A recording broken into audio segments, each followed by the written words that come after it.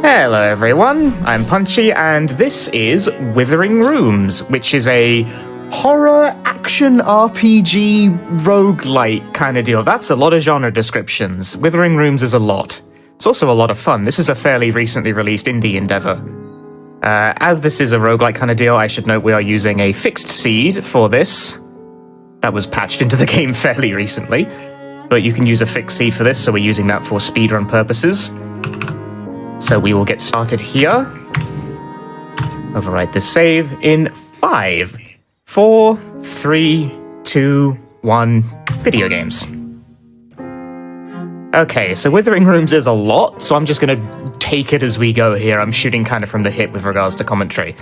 The basic premise of Withering Rooms as a game is that you are stuck in a looping dream. Your name is Nightingale. You are in fact that Nightingale. This isn't really a spoiler. So we start in the prologue here. We wake up in the dream. We must first move left and right to ascertain that we know how to move left and right. Here the game teaches us how to hide by we examine this corpse, hide under this table, except as soon as it starts moving, there's no actual, collision on enemies. It's a 2D kind of game, you see.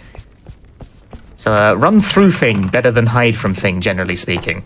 Then we have to steal a key. The game tries to impart the knowledge to you here that, walking is not as loud as running, and you should, crouch walk to... but I just run everywhere. I've never found it makes much of a difference. I just run in all sorts of places. Anyway, we stole the key, we're off. And Withering Rooms does chapter transitions in an interesting way in that almost all of them involve getting set on fire. So we've made our way to, the back house here, and the first witch sets us on fire. That's Withering Rooms. We've died. GG. GG, I beat the game. No, that's the prologue. We've just begun. But that will happen a few more times. That's just how this game works. Every time you die, you see, you wake up back in the dream. So the loose overarching goal of the game is for Nightingale to escape the dream, discover the true nature of the dream, and escape it. And this takes the form of a roguelite-y kind of endeavor. Calling it a roguelike is sort of, that's, kind of true. It also just means that when you die, the rooms change locations, but it's a pretty linear, action RPG kind of game. Enter the combat stance. These are tutorial things. You have to do these real quick. Teaches you how to, do combat stance, how to strafe, strike, release, do a sick backdash, and then do a sick forward roll. This is Margaret. She's trying to help us escape the dream. We tell her we don't need any help. She gives us a key, and then we're off. So, first goal is that I would like to cut people's fingers off, while also collecting items. There's coins there, empty jars there. The jars are useful. They will be useful to us in a moment. You can craft things with jars. That guy has fingers. I would like them. So we kill an enemy. I get their fingers. Double check something. Just check to make sure the settings were right there. So we need those fingers. Those fingers are our experience points. That's how we're going to level up. When you kill an enemy, you get their body parts, be that fingers or other such things. And that will be how we level up later when we find someone who we can exchange these parts with for things like extra health points and curse tolerance. We haven't talked about curse yet, but we'll get them when we get there. This puzzle is of a fixed solution in this seed. It changes randomly on various seeds, but because we're using a fixed seed, I know the solution to the puzzle straight away. And here, that gives us the occult library key, which we can get into to talk to the filthy wretch. He teaches us about what the fingers are good for. One of the things the fingers can be used for is to remember items at shrines. We don't really care about this, but you have to do it as part of the tutorial. Remembrance shrines let you remember an item when you die, but we're not going to die, so I don't care about that. Here he teaches us about spells. We cast an armor spell that gives a little blue thing to our health bar up there. That's extra damage we can take, but it also increased the little skull meter underneath the health bar in the top right. That's how cursed we are. You become very cursed. When you're fully cursed, you start to die quite rapidly. But being a little bit cursed is actually kind of a good thing. It's kind of a good thing. You can see more than you otherwise would be able to.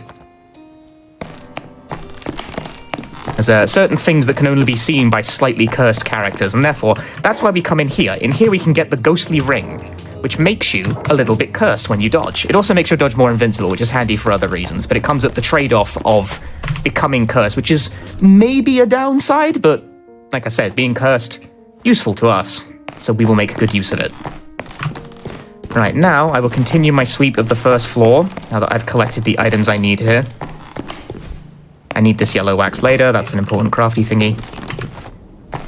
Complete my sweep of the first floor. Stealing these guys' fingers. I need 5 fingers. They are all mine. You know? Skip these rooms. Yeah. Thinking out loud really quick, I think the theme of the night is that all the characters are cursed. Ah. It's a cursed stream. We decided on a theme. That. This big enemy here can inflict poison on us. Status effects work in a Dark Soulsy way where there's like a bar that fills up in the top right as you get hit more by an enemy that can inflict it. I stole that dude's heart by killing him. I need that heart to trade it for a lamp so I can see what I'm doing in the basement. I'm just throwing this all out really rapidly because this is a game that plays out over like 15 hours normally. I'm going to smash it through in 30 minutes. So as you might expect, it's a lot. This is the Vicar. I just want his lamp. I don't really care about anything else. He's got a lot to say. That's the hedge maze. We're coming back here later. Our goal will eventually be to get through the hedge maze, but for that we need to be a little bit cursed. And we are not currently cursed. Also, we have things to do in the basement first. There's a firework in here. That's a projectile weapon. I would like to use that later for mass destruction. More jars, gonna duck it. I'm not gonna mess with Candlestick Lady. She hurts and doesn't actually have anything I care for. I need these 2 hearts for level ups. The goal is to get to level 5 because at level 5 I can craft a spell I need to complete the chapter. Do I have a potion, poison remedy? I do. Good. I became a bit poisoned there from getting hit. It is okay. It is not a big deal. Collect scone, collect sulfuric acid. That is also important. This is also important. Where's the other sulfuric acid?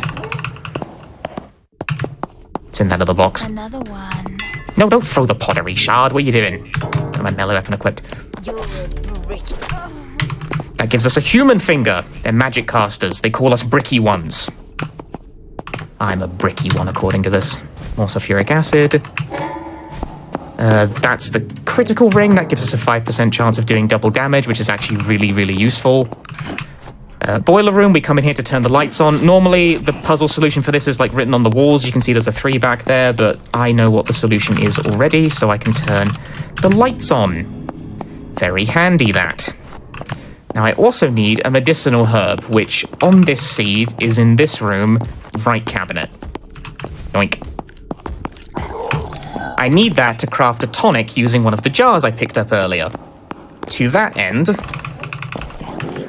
duck in here, and this is where I'll get my level ups. The first witch will now train us using the body parts we've collected. So we're going to collect 3 health level ups, assuming I did this right, and 2 warding level ups. Yep, correct, we're level 5. Warding increases your curse resistance, which is good because it means you can tolerate more of the curse before you start to die, but also means you can sort of have a lower proportion of your curse gauge full while being able to benefit from the effects of the curse, which lets you see hidden things and makes ghosts start appearing, which in some cases is handy, and gets used in the run. This is Robert Blackett. He's a story character. I just want his workbench. Craft a healing tonic and 2 acid jars. The acid jars are projectile weapons. You just throw a jar of acid at someone. It does a lot of damage. It will also hurt you if you're standing too close. I am, in fact, going to just throw it at point blank multiple times. But it's nice to have. That's why I picked up the sulfuric acid earlier. Those were crafted into acid jars. These candles act as checkpoints. This is why I say calling it a roguelike is kind of false, because you can save at every single major boss fight. Anyway, we talked to this guy, the butcher surgeon, about escaping, and he tells us not to talk to him about it. So we talk to him about it, and then he tries to kill us. So I'm going to kill him first, with a cleaver. Victory! My reward is coins, and also a right eyepiece of a statue that we haven't seen yet. I'm going to go fix that later. Need the blue wax and the axe from that cabinet. The blue wax shall be used in concert with the yellow wax to craft the spell I need to finish the chapter. Gonna pick up scones and hearty rolls while I'm in this room, because scones are healing items. Delightful. I'm also going to equip that axe I just got, because the axe is stronger. Take a pit stop through the occult library to craft 2 of the enchant spell. The enchant spell is a spell that will reanimate a inanimate object for our bidding. 1 is required as part of a story quest. The other will be used by me to solve a puzzle later. So I need exactly 2, and it requires 1 blue wax and 1 yellow wax each, hence I needed 2 of each. And And now our goal will be to get through the hedge maze, because our next goal is at the end of the hedge maze. The hedge maze can only be navigated when you're cursed. Because, hence I'm going to backdash here to curse myself on purpose. Observe the movement.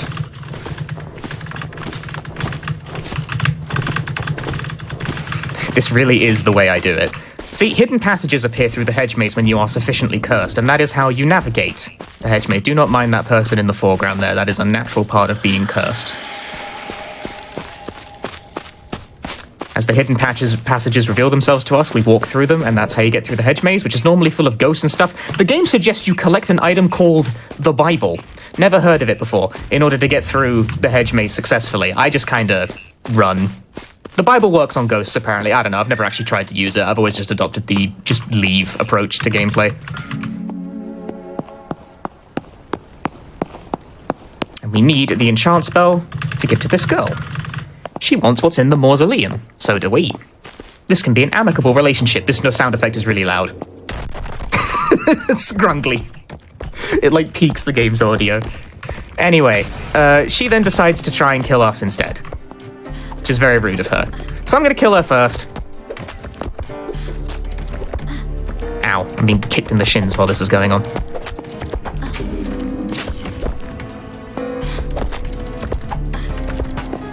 Oh no, she's backdashed. I crit the wrong person. I heard the crit sound. Please do not hit me with that. Okay, got him. That would have hurt. Okay, now I can go in the mausoleum and end chapter 1. For we already have the missing eye from the idol from the butcher in the basement. This is a puzzle with a fixed solution regardless of seed. The answer is div. It's a Latin puzzle. And this is where we learn sort of the nature of the dream that Nightingale is in. That rock causes the dream. It, like, manifests an alternate reality based on what it perceives. So the reason magic works in the dream is that they tricked the rock into thinking magic was real. So magic is real. All that it sees is drawn into the dream, so they, like, did magic tricks in front of the rock in the real world, so magic works in the dream. That's the law. I actually think it's quite funny. Anyway, chapter 2. We've been taken to the observatory, so now we're on top of the building. Oh, well, in the upper floor. We're locked in the attic and can't get out. Normally we would need to solve a puzzle in order to escape. However, this is where cursedness comes to our advantage again. Because you can escape via any mirror in the game if you are sufficiently cursed to open a passageway to the Between Realms. It's called Nowhere. This works from the very start of the game, but it just hasn't come up until now. Nowhere is kind of a fast travel system between various mirrors. And this is the first mirror we've uncovered, though. And here, Emma's here again. Death doesn't stick in the dream. It doesn't stick for you, so it doesn't stick for anyone else either. Why would it? Purchase jars, purchase first aid kits. I purchased jars and sulfuric acid off of her so I can make more acid jars to throw at things, because the axe will now do kind of poor damage, so throwing axes at stuff is the way to go. Throwing acid at stuff, rather. Throwing acid would also be pretty good. She also gave us a key to get us out of there. Bind my acid jar and fireworks to my hotkeys. Take the checkpoint real quick. I don't really need to, but, like, you know, marathon. Be safe. So here's the first witch. She wants us to stay in the attic. We're not going to. So I'm going to throw 3 acid jars at her and hurt myself a lot in the process. But that kills her right quick, so it's no problem. That fight's actually very complicated if you let her get started. So don't. Just kill her. Just don't do it. So now we're looking for Robert Blackett's workshop, because that contains the key we need to escape out the front door. But to do that, I need to solve a puzzle in that room. And to do that, I need to enchant a doll using the enchant spell that I picked up earlier.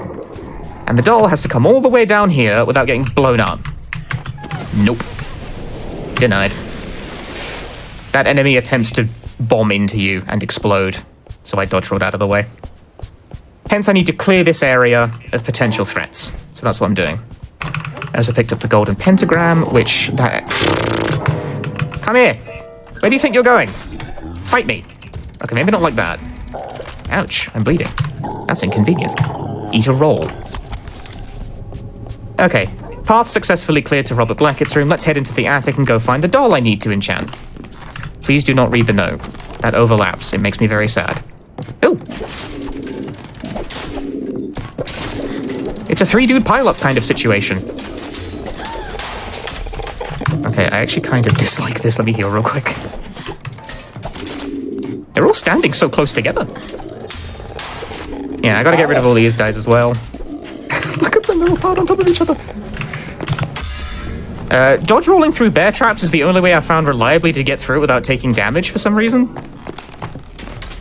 Like, the enemies will just walk around them, you can't attack them. I've just found dodge rolling through them is the only thing that works, so... Maybe your back is really resistant. It hits your iframes, so it doesn't actually hit you. Last dude I gotta deal with to get to the doll. This big dude with a shotgun. Oh, he's knocking me out of my moves. How annoying. Oh, nice crit. It should be mentioned for a moment as well, this game casually is really difficult if you're playing on, I think, like, there's, like, 2 difficulties. I think there's, like, regular and then casual. Yeah. This is on the easier difficulty because it makes game faster. Naturally. But, yeah, it's incredibly difficult as a game. A lot of these bosses just kind of murder you immediately. Yeah, that's why they give you the checkpoint before each boss, because they actually take a lot of learning. Anyway, this is the doll I need to enchant. You might notice I'm nearly fully cursed at this point, and the appearance of the game has changed significantly as a result of that. This is normal. I need you to get a clue. The doll needs to go over here and turn this handle so I can jump on the elevator. That's what the doll is for. And doing that allows me to collect the entrance hall key. So now I can leave. That's pretty much the goal of Chapter 2, is get that key. Now to get back to the entrance hall, take a fast travel route back to the starting room. This is the room I started the game in, although it doesn't look like it because I'm super, super cursed right now. This looks like a completely different location. It's the start of the game. I will collect scones. Big dude, I'm gonna swoosh him. Swoosed. Another one. Now we're in the entrance hall. This is where I'm unironically going to take the checkpoint because this fight's actually pretty scary. I'm going to unload my acid jars and fireworks directly into this boss, and it's going to make a very loud bang. Basically, I just attempt to burst this down before it kills me, or before I die of curse rot. That was actually quite good. Wow, the doll's still alive. What? It's a good luck doll. Yes. That was really good. That's the goal of that, is to burst them down before any significant damage, although you may notice I am slowly dying. If I can make it to the trolley, yeah. I can uncurse myself without losing time, because what you have to do to uncurse yourself is set a candle on the ground, like in Silent Hill 4, and it will gradually reduce your curse. And thus, I survive with that health. See, that's the margin that I survive that fight by in ideal circumstances. It's quite narrow. That is like one solid hit away from just instantly killing you. I'm glad that acid jars are used so much in the speedrun. They're very useful. They do just a ton of damage. Let me get a little break here. We have to wait for the cable car to travel. I like the atmosphere of this part of the game. Nightingale! Hit that yoinky sploinky! Oh yeah! Sorry. I couldn't help myself. And weirdly enough, this game's mean because, like, they throw you, like, 4 final bosses that can all be the final boss, and then they tell you it's not the final boss. Yeah, it really keeps going. Also, while we're here, I know, I think it happened to every runner tonight, but I think you actually got a PB right while practicing this game. Right before. I rerouted the game, because this game is still being patched and it's a roguelike, so when patches happen, the seed generation changes, so I found a more favorable seed. So, faster game now. I'm on fire again. That's the end of Chapter 2. Also, we're 30 years in the future. The cable car took us 30 years in the future. Can't believe you danced for 30 years. Or 24 years, it says, more precisely. We could round up here. 24 years of progress begets new things like guns. We will get to that soon. So this is Mary. She gives us a nurse's uniform, and it is actually important you wear the nurse's uniform. If you don't, it will branch the game in a way that is unfavorable to you. In a speedrun context, anyway. But, like, I'm making this game look like it's quite small. It's not. It's actually quite a large game. To the point where wearing certain outfits when you talk to certain NPCs can branch the whole game. Huh. This hallway makes me miserable. I need to find the throne room as quickly as possible. And these enemies are going to fight me on this every step of the way. Ow, ow, ow. Let me in, let me in, let me in, let me in. Thank you. I need to find the Wretch King. He'll give me a firearm license so I can go get a gun from the workshop. And I have that firearm license now. I'm also going to steal his bread. Workshop is over there. I also picked up empty shotgun shells. Those will turn into actual shotgun shells later.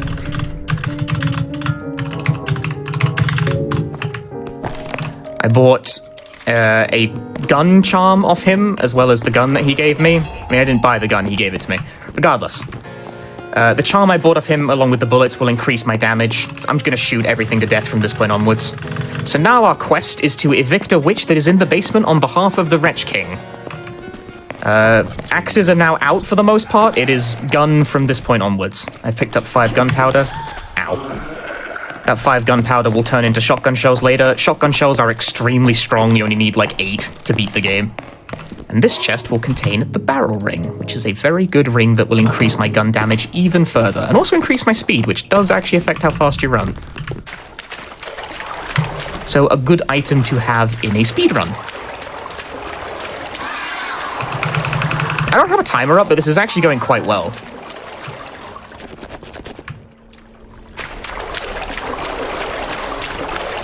Like, I ain't about to say nothing. That crit. That crit. That first shot crit. Backstep the explosion. Reload the gun. Like, I ain't saying nothing, but I strongly suspect I'm actually on pretty good pace right now. Pick the broken shotgun up off of that guy. I will need it to make working shotgun later. And then we'll run through the basement, which is full of poisoning enemies and poison water and stuff, so you kind of just want to leave. You don't want to be here. There's nothing to really gain from hanging around. Also, another hidden context benefit. I'm pretty sure the nurse's outfit gives you, like, resistance to poison to some degree. Yes, it helps a lot with this sequence. Ah! What are you doing?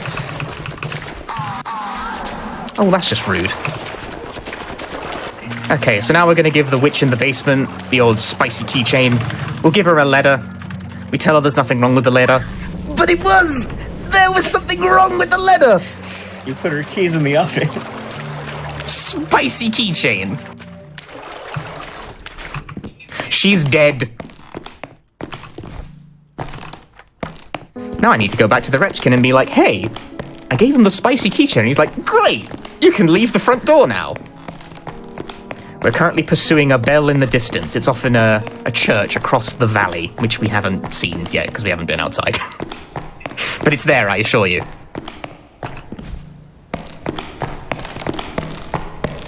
But we'll take a pit stop at the workshop so Rakesh can make us a nice shotgun. He'll make us a shotgun and just gives us some ammo for it as well. Rakesh is a true bro.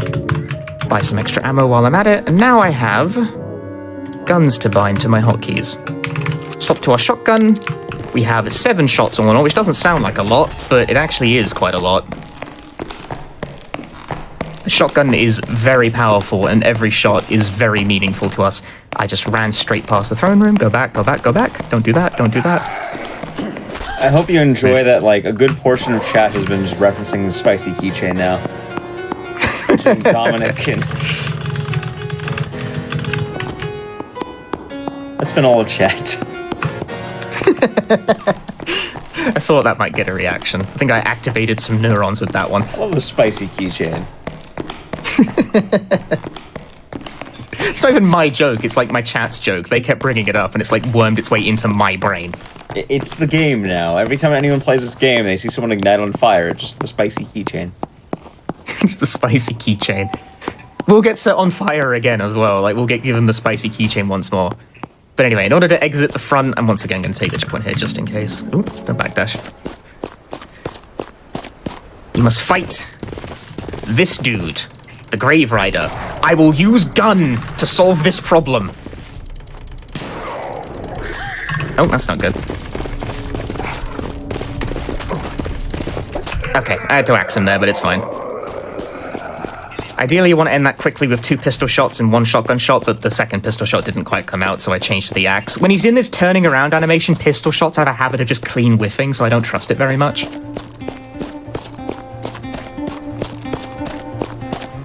But that is the primary boss of Chapter 3, is getting out of there. We could take a different path on the crossroads and go through a whole different path of the game.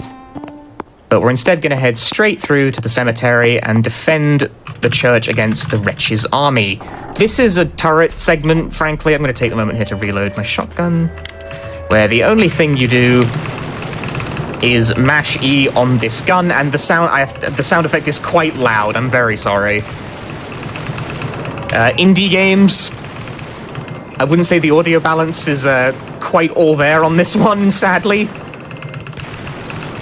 But this is the closest thing this game has to an auto-scroller. You cannot hold it down, you cannot, like... It's not like a cooldown thing, it's just, you just kind of mash. And you shoot the invading demons.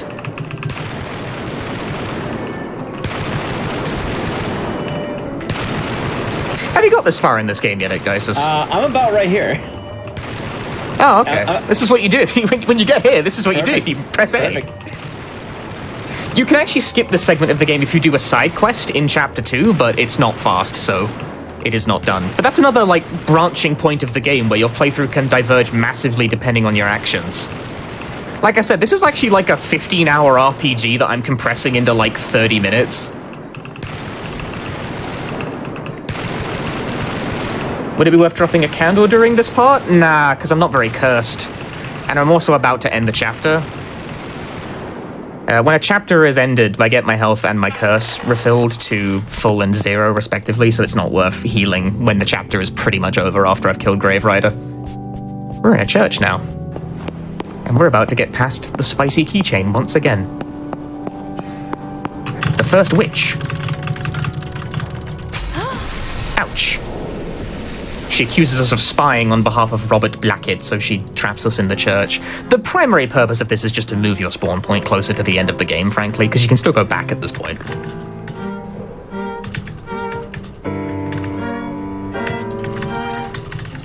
But now our goal is to ascend the Blood Tower, which is attached to the church. 2 first aid kits in that, 3 shotgun shells in this, which is very handy, because like I said, shotgun shells, very strong, very useful. 3 shotgun shells can mean like an entire boss kill. This is Priscilla. She gives us a key to get out of here. She is also a Mostyn relative. This is the Mostyn house. The whole thing is like the Mostyn house. It's the Mostyn manor, the Mostyn dream. Gonna swoosh this guy by walking straight through him. Dodging is less effective than just running straight through enemies a lot of the time. I'm going to take the checkpoint again, because this can go very wrong if it starts to go wrong, but hopefully it won't. This is Beast Nightingale. I need to wait until she starts moving, and then take my shot. That crit. That was such a juicy crit.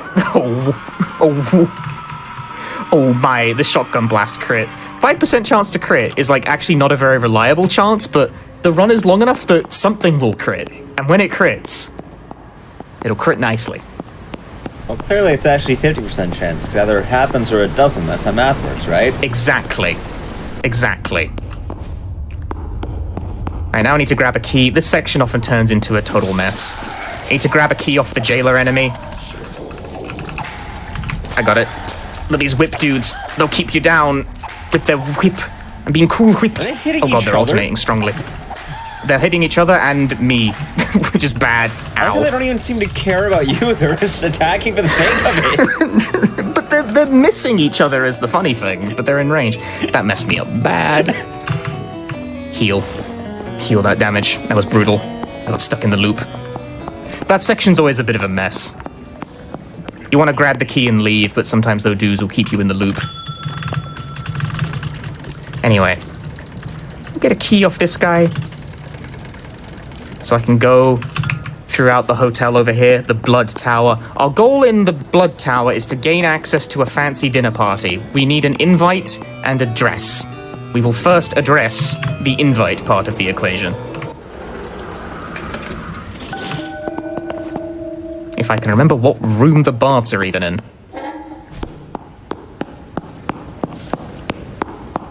It's this one, I'm pretty sure. Here we are. Baths, reload my shotgun. The invite is in this creature's mouth, but it won't come out, so obviously it tries to fight us. I turn, I fire gun, I do not get crit. That is okay. I will finish off with regular pistol.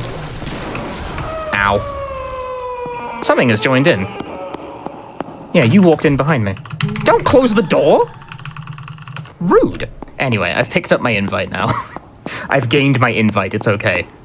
I got a bit smacked there, but it's not a big deal. Now I need to find a dress.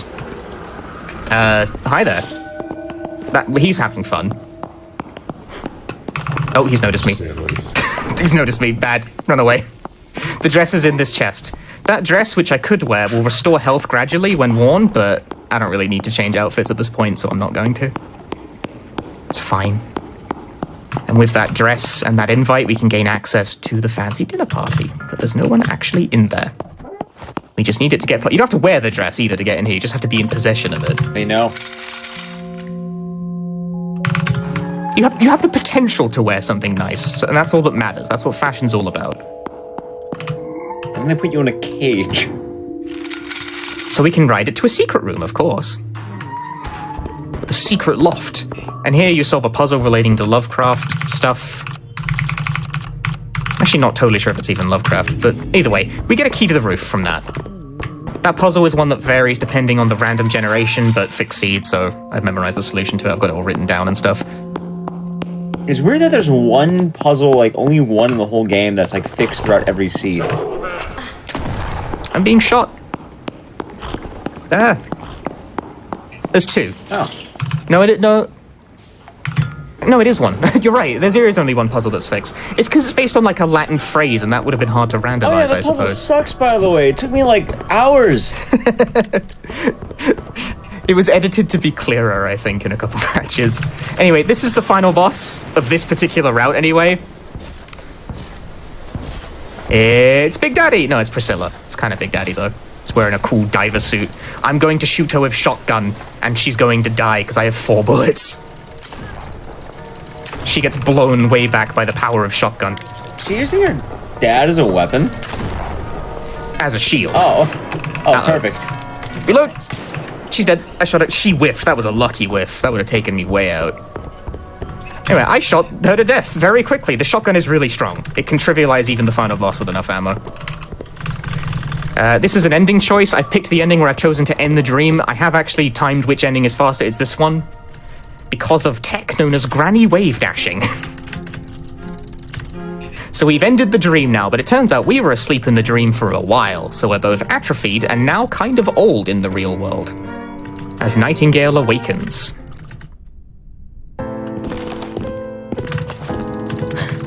My god, she's awake. So in order to get out of this section, we need to read a letter which is on the desk. So we do this with a granny wave dash. What? The activation range for reading stuff is very big, and the game will kind of snap you to it, so it's the granny wave dash. Oh. And now we walk forward, she only use it and we once? will get... She can only use it once, it's the only place. Oh. The rest of the game's characters who also escaped the dream will talk to us, and time will be in a couple of seconds after the fade out. Time. That's time. That's Withering Rooms. That's Withering Rooms. That's the run. I compressed a roughly 15-hour RPG into about 30 minutes. What was my time, actually? That run was really good. You got like a 30, like either a high 33 or a low 34. High 33 or a low 34? 3356 roughly. I might have to retime that on my own, actually, because my PB is a 33. That was a very good run. That went very well. Huh. Yeah, 3356. That would have beat my record that I had before today. Like I PB'd in this. Don't submit the other like one. Today. Just don't submit, of course. And then wait for someone to beat you, and then of submit. course. That's cruel. It is. We don't do that. You could though. I like time spent hiding 001. This game uses real time as the timing convention, by the way, because the IGT there says 57 minutes. That did not take 57 minutes. It's dream time. You can quite clearly see dream time. That's why of she's course. like, see you in New Game Plus. And now I'll do a whole run of New Game Plus, which is a completely different game mode with entirely new enemy layouts. That's real, by the way. That's trippy. But no. This has been Withering Rooms. I think it's a really cool game. If this run intrigued you in any way and made you think, wow, this game is a lot, I think you should try it. I think it's a very good game. I think the horror community at large has been kind of sleeping on this one. Haha. I'm very clever. Yeah, I've been Punchy. If you like this run, you can find me at twitch.tv/Punchy. I think Withering Rooms is great. Thank you very much for watching. This was a lot of fun. Yeah, definitely cheers to that. Withering Rooms is definitely an awesome game. I ended up playing casual myself recently after watching a few people play it, Punchy being one of them. So it's one of the games I've kind of been wanting to have on for a while now. So it's kind of a nice excuse to have on. Anyway, if you enjoyed that, go ahead and check it out. Otherwise, we're going to be right back really quick. We have 3 more games to you tonight. So don't you go anywhere. We will be right back.